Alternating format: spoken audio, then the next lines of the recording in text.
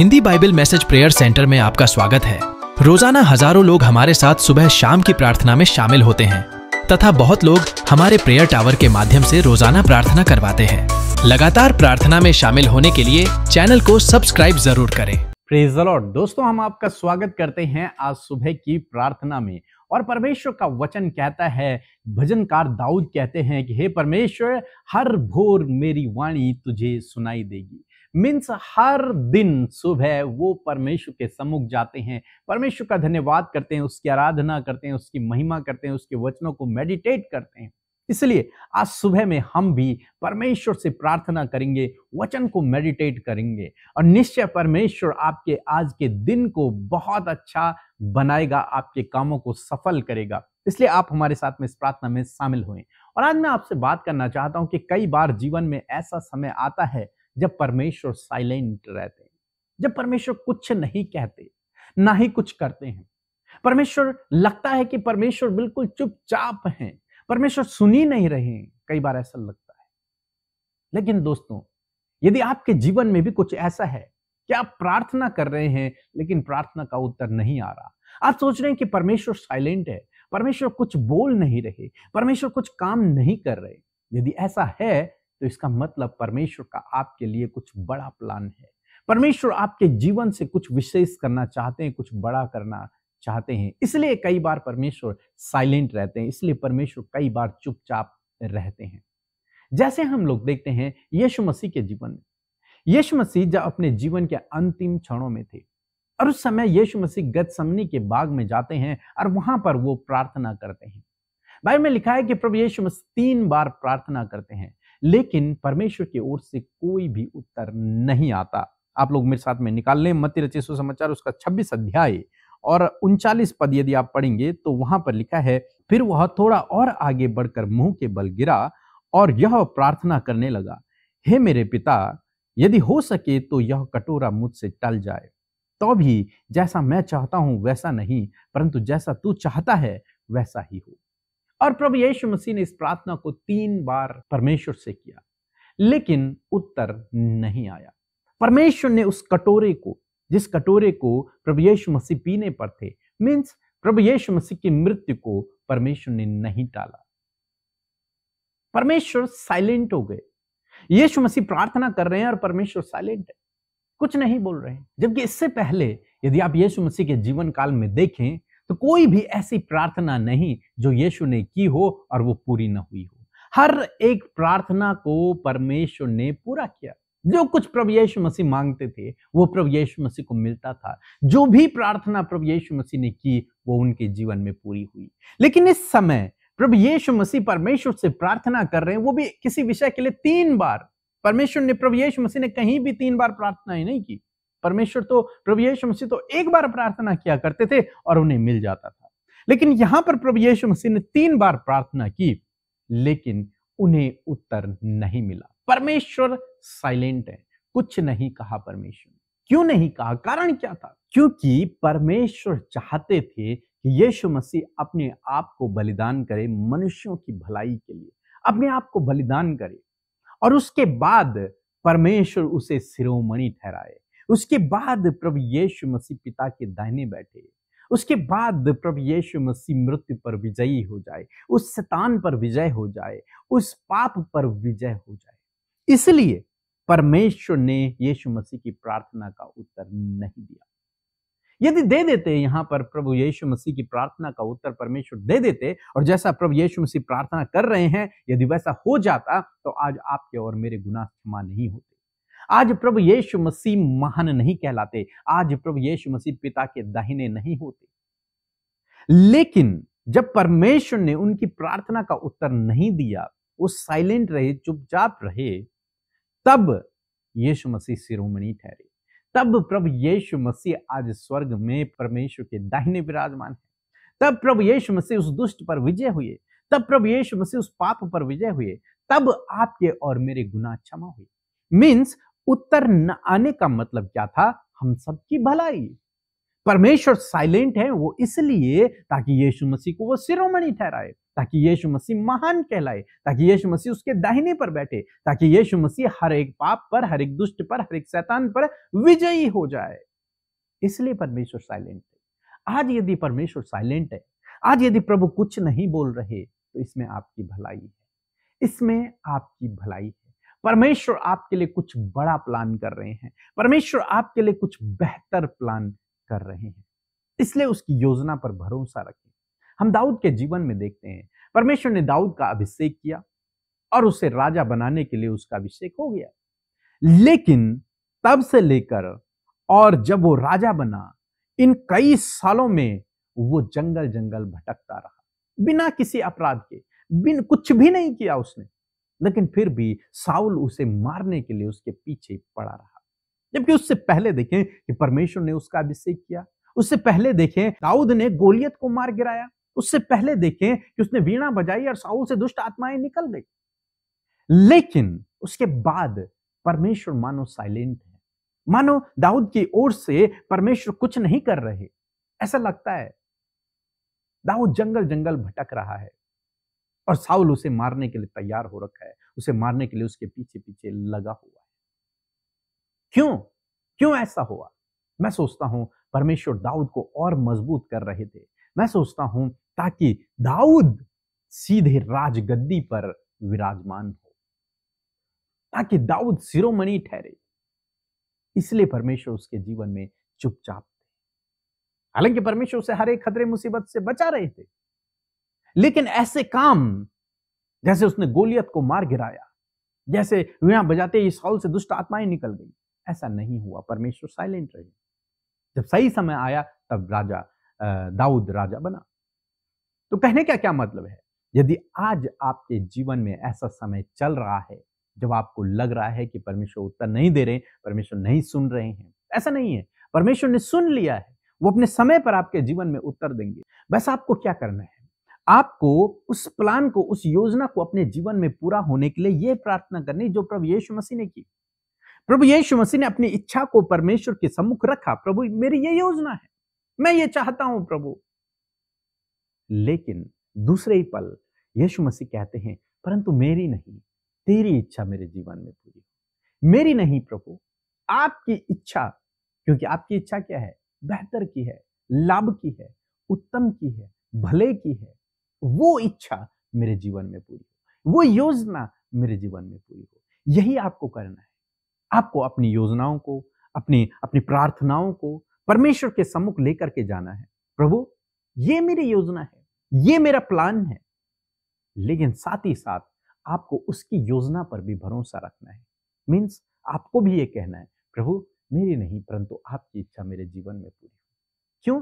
क्योंकि परमेश्वर की इच्छा आपके लिए बहुत उत्तम है, बहुत बेहतर है।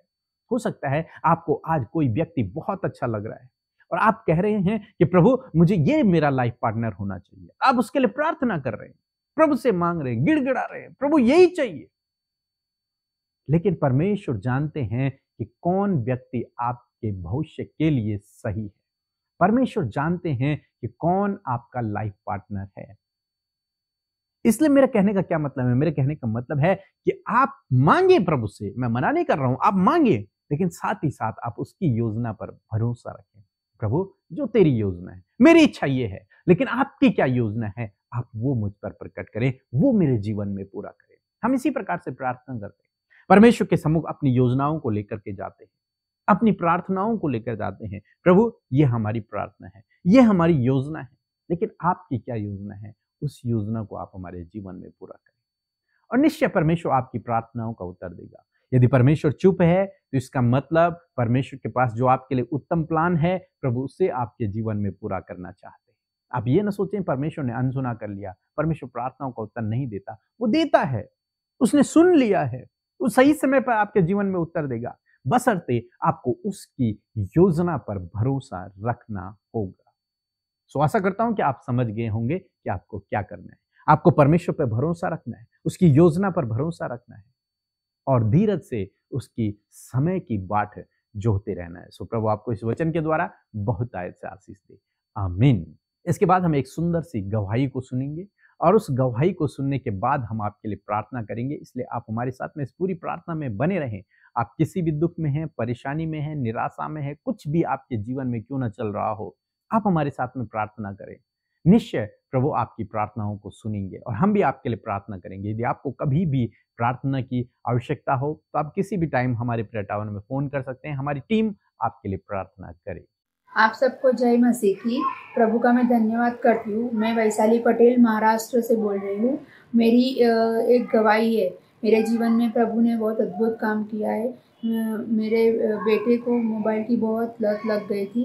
मैंने बहुत सारा उपाय किया, बहुत समझाया, लेकिन वो नहीं समझ रहा था। फिर मैंने पीके मसीह और अमृता सिस्टर के प्रेयर सेंटर में प्रेयर करवाई और उन्होंने मेरे बेटे के लिए प्रेयर की। आज मेरा बेटा मोबाइल से निकल गया है और पढ़ाई में अच्छे से ध्यान दे रहा है। उसके लिए मैं प्रभु यीशु का तहे दिल से धन्यवाद करती हूँ और पीके मसीह और अमृता सिस्टर के प्रेयर सेंटर को भी धन्यवाद करती हूँ जिन्होंने हमारे बेटे के लिए प्रार्थना की। और मेरी दूसरी गवाही ये है कि मेरी बेटी जो स्पेशल चाइल्ड है, उसको खांसी बहुत हो गई थी, वो कम नहीं हो रही थी। बहुत सारा उपाय किया, लेकिन डॉक्टरों को भी मिले, लेकिन कम नहीं हो रही थी। तो मैंने वहाँ पीके मसीह और अमृता सिस्टर के यहाँ प्रेयर करवाई। उन्होंने वहाँ हमारे लिए प्रेयर की। मेरी बेटी को आज खांसी बहुत कम हो गई है, अच्छी हो गई है। उसके लिए मैं प्रभु का धन्यवाद करती हूँ और पीके मसीह और अमृता सिस्टर के प्रेयर सेंटर में जिसने भी प्रेयर की थी उनका भी धन्यवाद करती हूँ कि प्रभु उनको आशीष दे। यदि आपने इस गवाही को सुनकर आशीष पाई है तो प्रभु यीशु मसीह ने आपके जीवन में भी बड़े बड़े आश्चर्य कर्म किए हैं। आप अपनी गवाहियों को जरूर से हमें इस नंबर पर भेजें ताकि परमेश्वर की नाम की महिमा हो। यदि आज आप बीमारी में, दर्द, तकलीफ में, घाव में, चोट में हैं या फिर कोई भी ऐसी बात जो आपको मन ही मन अंदर परेशान कर रही है, उस बात को प्रभु के आगे रखें और मेरे साथ मिलकर प्रार्थना करें। प्रभु यीशु मसीह आपके जीवन में काम करेंगे। आइए मिलकर हम प्रार्थना करें। धन्यवाद धन्यवाद धन्यवाद करते हैं स्वर्ग में विराजमान अति पवित्र महान सामर्थ्य पिता।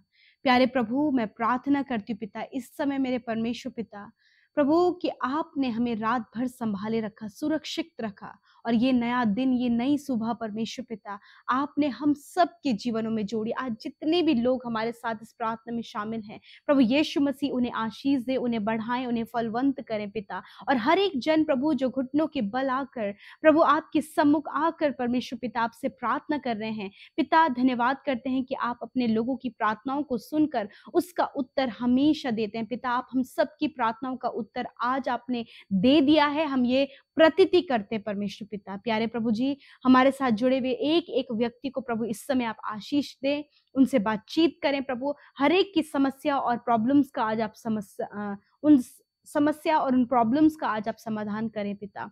धन्यवाद करते प्रभु जी, हर प्रकार की डाइवर्ट करने वाली बात, भटकाने वाली बातों को, दुष्ट के हर एक जलते हुए तीरों को प्रभु यीशु के नाम से हम नष्ट करते हैं पिता परमेश्वर। प्रभु धन्यवाद करते, आज के दिन को तेरे हाथों में सौंपते प्रभु। हमें गाइड करें, ज्ञान बुद्धि समझ से भरें, आपके फेवर को, आपके सपोर्ट को प्रभु जी आज के पूरे दिन भर में मांगते प्रभु। जितने लोग हमारे साथ शामिल है प्रभु, उनके व्यक्तिगत बहुत सारी प्रार्थनाएं हैं, बहुत सारी विनतियां हैं, बहुत सारी प्रॉब्लम्स है, बहुत कुछ ऐसा इनके जीवन में प्रभु जो ये किसी से नहीं शेयर कर सकते, परंतु प्रभु इस प्रार्थना के माध्यम से ये बातें प्रभु आप तक पहुंचाई जा रही है मेरे परमेश्वर पिता। मेरे प्रभु हर एक की आप सुधि लें प्रभु, हर एक पर अपनी दया बनाए परमेश्वर पिता। इस समय पिता जितने लोग दर्द में, तकलीफ में, बीमारियों में, घाव में, चोट में हैं, यीशु मसीह की सामर्थी नाम से प्रभु तेरे वचन की घोषणा करते हैं। तेरा वचन कहता है कि मैं तेरे सारे रोगों को दूर करूंगा। इसी वक्त छोटे बच्चों के, नौजवानों के, बुजुर्गों के, हर एक भाई, हर एक बहन के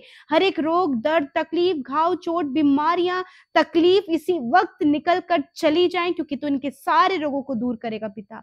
प्रभु सर के बाल से लेकर पैर के नाखूनों तक की हर एक समस्या इसी वक्त चली जाए, कैंसर चले जाए, पैरालाइज ट्यूमर चले जाए, यीशु के नाम से हम उन्हें जाने की और नष्ट होने की आज्ञा देते हैं प्रभु यीशु मसीह। जिन्हें ब्रेस्ट कैंसर है या फिर शरीर के जिस भी अंग में कैंसर है, इसी वक्त उस कैंसर को हम जड़ से नष्ट होने की आज्ञा देते हैं।